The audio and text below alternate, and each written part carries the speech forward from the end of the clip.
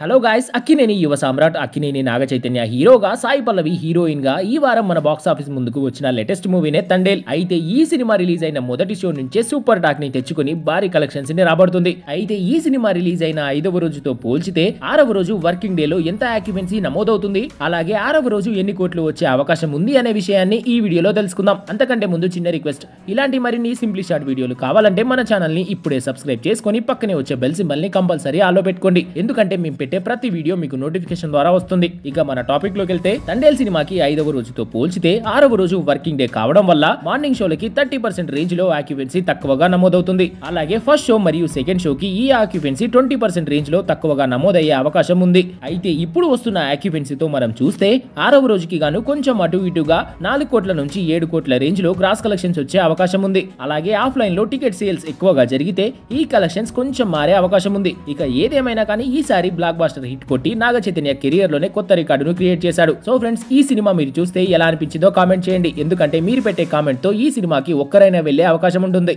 Thanks for watching.